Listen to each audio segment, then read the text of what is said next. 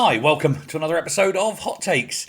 Now, when Russell Findlay says you can talk about immigration, illegal immigration in particular, and it isn't racist, the SNP and the Greens collectively, well, they went after heed.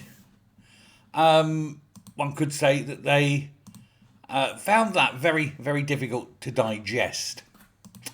In fact, it's true to say they absolutely lost their shit over it.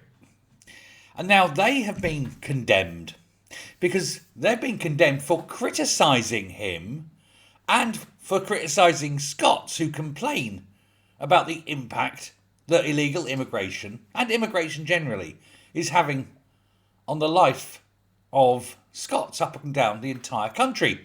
Now, there's been, I suppose, what you'd call growing unease, unrest, some minor civil disorder, nothing major, no riots or anything, but it's quite clear that people are unhappy due to the rising levels of illegal immigration in particular, flocking north of the border, particularly to Glasgow, of course. Hundreds, if not thousands of these people being put up in taxpayer-funded hotels until appropriate time is out and a house becomes available, and then they get priority for housing. Any attempt to debate the issue led to the Nats trying to shut down discussions. And they do so by saying, oh, you're disgraceful and racist for raising the issue. It's racist to suggest that there's any problems about illegal immigration. It's racist to suggest that Scots are unhappy with immigrants being put in houses that were destined to go to Scottish families.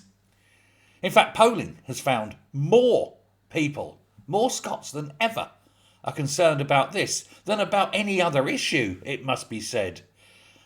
Even more than the economy, which is usually the number one issue.